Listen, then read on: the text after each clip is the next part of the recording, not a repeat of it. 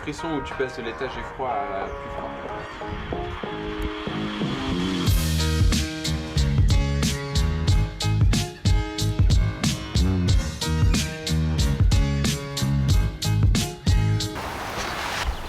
Bonjour. Bonjour monsieur PHG, on dit. Alors on est dans le nord, il fait beau, on est en train de faire les tout derniers aménagements de Yakuru en attendant que notre dossier d'aménagement VASP passe à l'Adréal. On vous en parle bientôt. Et donc voilà, ce sera la dernière vidéo d'aménagement, mais bientôt il y aura une vidéo sur le budget et une vidéo sur VASP. Oui! Et le moment est venu de poser la table. Donc pour ça, il va falloir ranger tout le bordel accumulé ces derniers jours. En avant.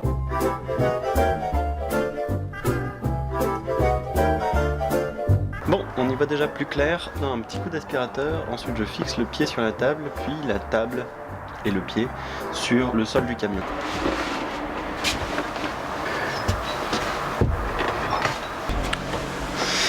Alors pour fixer la table, plutôt que de visser simplement dans le contreplaqué, parce qu'il va y avoir quand même pas mal d'efforts, des freinages, des accélérations, etc. On a quand même une table en massif qui est pas si légère, bon pas trop lourde mais pas si légère. Je vais plutôt mettre des boulons qui vont traverser en fait et que je vais contre-écrouer en dessous du camion. Comme ça au moins on sera sûr que c'est bien fixé, ça traversera le sol et ça bougera pas, il n'y aura pas de balancier, etc. Je vais marquer mes trous, je vais percer, puis je vais boulonner.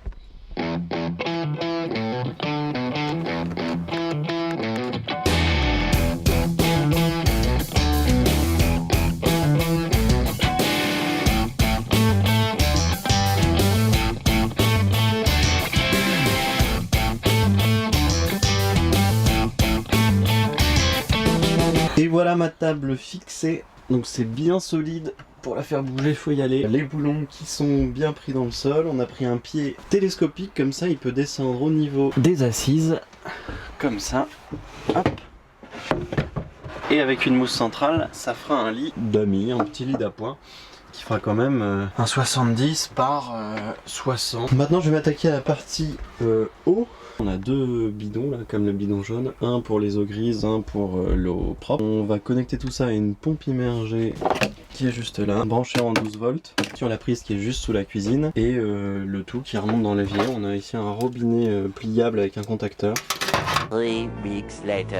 L'évacuation, la bombe d'évacuation qui part dans un tuyau d'évacuation qu'on a serré avec un petit collier. Là ce que vous voyez dépasser, c'est un bouchon qui vient fermer l'arrivée d'eau chaude de l'évier puisqu'on n'en a pas besoin. Tout ce petit monde arrive, tac, dans le premier bidon qui est ici la pompe, donc avec l'arrivée électrique de la pompe et le tuyau pour prélever l'eau. Et l'autre bidon qui est ici, qui est le bidon d'évacuation. Pour l'instant on a des petits bidons de 20 litres. On verra en fait en fonction de nos besoins comment on équilibre tout ça, est-ce qu'on met pas un plus gros réservoir, etc. On a de la place. Hop.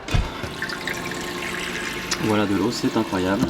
Et ça s'écoule tranquillement jusqu'en bas. Grande victoire donc pour la partie haut. A great success.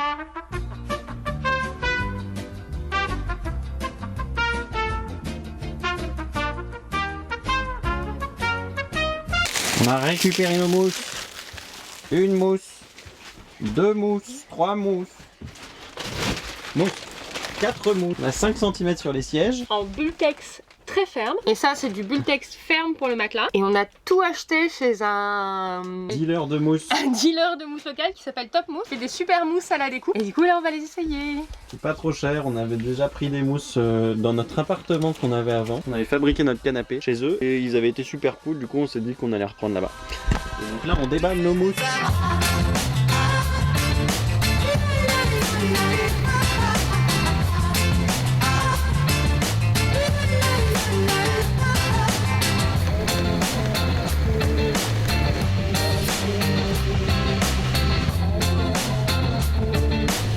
Et voilà, les mousses confectionnées par ma maman, qui a de bien plus grands talents de couturière que Milena et moi réunis. Et donc voilà, hop, elles sont avec des petits straps en dessous pour pouvoir les laver et découper aux dimensions exactes de nos assises, donc c'est super. Et voilà le mode couchette ou banquette, avec la table baissée et la mousse au-dessus.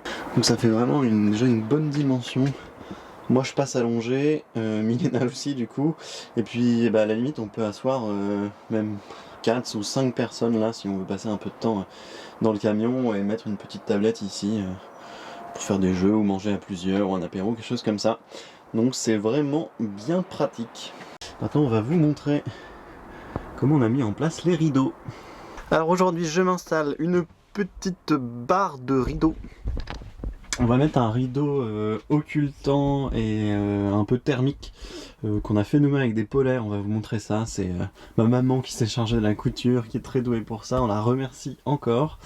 Donc on va mettre 2 rideaux et on va installer du coup une barre à rideaux qui va de là à ici. Pour pouvoir voilà, tirer nos rideaux, mais en même temps pouvoir l'ouvrir, puisque le pare-brise fait quand même un sacré apport de lumière dans le camion. C'est tout simple, je me suis acheté 2 fixations comme ça, où en fait on vient juste poser la barre dedans, enfin ça passe un peu en force, comme ça c'est amovible si on veut enlever la barre pour avoir un plus grand accès à la capucine, ou si on veut simplement se débarrasser des rideaux pendant un certain temps, c'est possible. Et avec ça forcément on a trouvé voilà, une barre du diamètre qui va bien. Et c'est déjà pas mal, donc je fais ça, et après on pourra essayer les rideaux. Hop, et voilà pour la barre qui est posée. Et voilà nos rideaux terminés, posés. Alors là ça rend pas très bien, il reste du velcro à mettre, puisque ici on a fait des découpes pour que ça vienne bien en dessous. Donc il y aura une petite partie fixe de chaque côté. Là pareil, hop, une découpe qui fait le tour.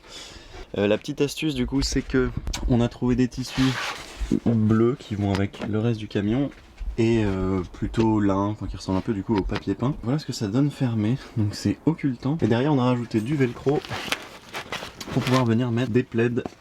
Et du coup d'avoir mis ces plaids au-dessus de ce tissu occultant qui est déjà assez épais, ça nous fait un espèce de rideau coupe-froid. Ça nous isole un peu de la partie cabine la nuit, où il y a quand même le pare-brise et les fenêtres qui vont pas mal rayonner pour la fraîcheur ou même pour la chaleur d'ailleurs. Donc voilà, c'est notre petite solution maison pour s'isoler et surtout pour avoir un peu d'intimité pour que les gens puissent pas voir via le pare-brise ce qui se passe dans la cellule de vie. Et voilà ce qu'on voit, rideau fermé depuis l'extérieur. Donc on voit vraiment rien du tout en fait. On pourrait même croire que c'est une cloison à la limite. Le programme de l'après-midi, c'est de commencer à faire les bords de fenêtres, les contours de fenêtres et les contours du lit. Donc c'est vraiment de venir habiller cette partie-là, quoi. On va sûrement faire des bords couleur bleue, comme ce qu'on a fait sur les meubles de cuisine pour coller avec ça. On a essayé de le faire déjà une fois avec du MDF très fin, parce que c'est facilement pliable à la vapeur ou à l'eau chaude. Donc on a essayé de faire un contour comme ça. Ça rendait pas très bien dans notre cas parce que tout n'est pas exactement droit, etc. Enfin c'est pas top. Donc j'ai acheté de la plinthe très fine qu'on va venir visser coller sur des petits bouts de tasseau qu'on va cacher derrière les montants. Première étape, couper les tasseaux, les disposer derrière à la colle et aux vis éventuellement, et la seconde étape sera de peindre les petits morceaux de plinthe. D'accord, faisons comme ça.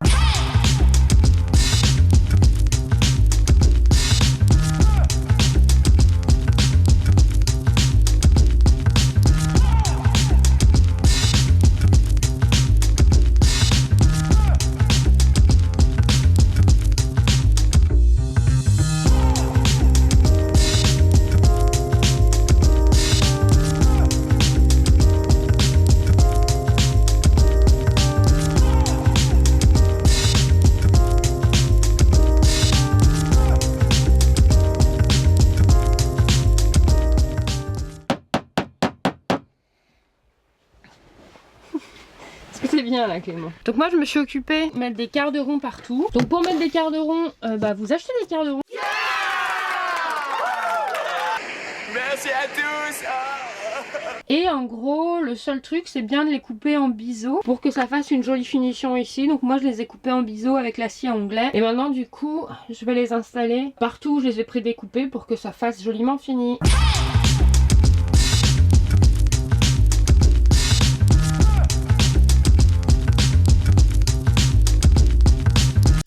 Là, je vais me mettre à habiller cette partie où on voit encore le liager, la tôle.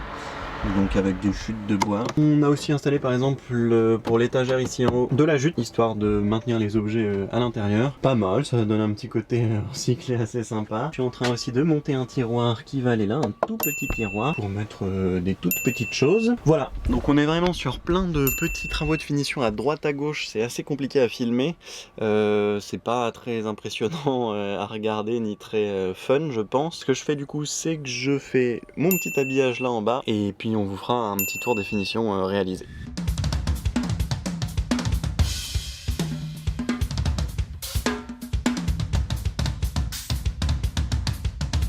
Et voilà où on en est pour les finitions. Donc là, c'est posé, c'est verni. Ici, sur le côté de la cuisine, on s'est rajouté donc des tasseaux, des bandes de jute qui font office de pare-chute, on va dire, pour les petites affaires qu'on peut mettre dedans. Donc ça peut faire des petits rangements à épices ou des fourre-tout pour mettre téléphone, chargeur, etc. On a agrafé le tout solidement sur les montants à côté. Le petit tiroir qui est ici,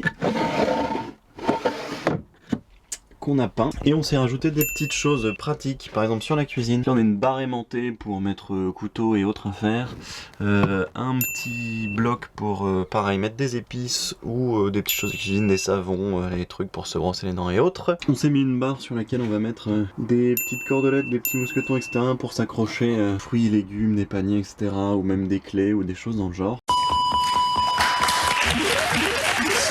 Oh chérie, vous m'aimez, chérie, chérie. Et voilà ce que donne le tour de lit.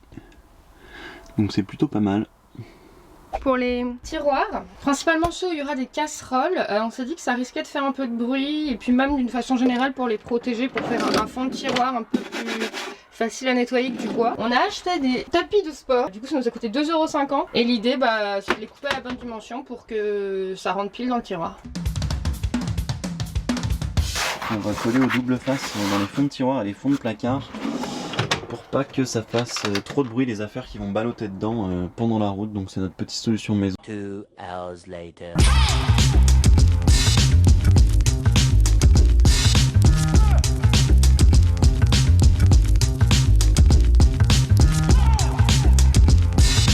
Trois séparations d'étagères, ça nous permettra pour les couverts côté cuisine ou pour les vêtements ici d'avoir un peu plus de place, parce qu'il y a quand même un grand volume dans chaque placard et donc tout empilé, etc. Ça aurait été bien chiant. The next day. Aujourd'hui on va régler un petit problème qu'on a vu sur Yakuru. Quand il pleut et qu'on ouvre la porte, et bien malheureusement en fait il y a de l'eau qui s'accumule ici et qui du coup tombe dans le camion dès qu'on ouvre la porte. Donc pour éviter que ça se produise, on va mettre une petite gouttière en PVC. Du PVC.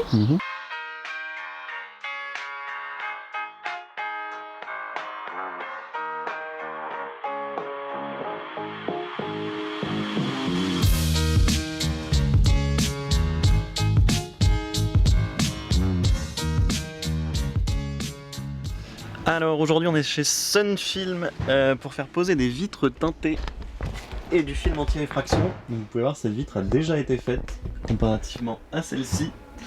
On est en train de poser ça, on a préféré le faire parce que c'est un peu compliqué pour éviter les bulles, pour qu'il y ait une bonne pose. Sur les recommandations de certains d'entre vous dans les commentaires, on a fait poser aussi du film anti-effraction, donc qui est plutôt un retardant, ça évite de péter la vitre directement. Donc merci beaucoup pour vos commentaires. Ce qu'on va faire, c'est qu'on va vous filmer la pose de la seconde vitre. Donc en fait on vient poser un premier film anti-effraction à l'intérieur et puis le film teinté par au-dessus. Nous on a pris une teinte de 85 parce qu'on voulait garder un peu de lumière, que ce soit pas complètement opaque.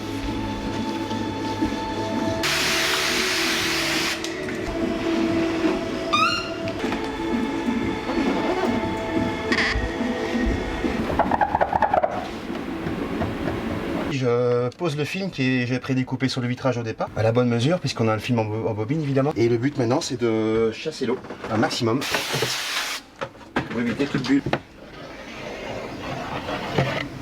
On va doucement au début pour pas faire bouger le film. Donc il va éjecter l'eau vers l'habitacle sous forme de vapeur. C'est pour ça quand on a des vitres coulissantes, faut pas les descendre. Et les petits effets d'eau qui vont apparaître vont disparaître avec le temps. Plus vite il fait chaud, plus vite ça sèche.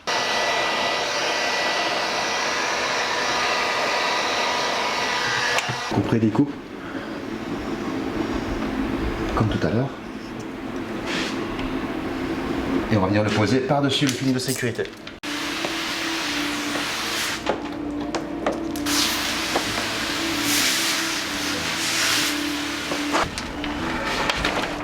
Très gentiment le poser sous l'autre film.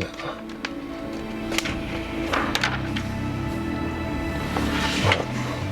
Quand il n'y a plus de point de lumière, on peut racler l'eau.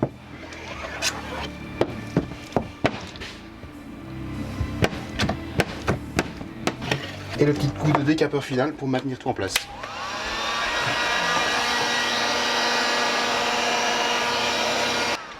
Voilà.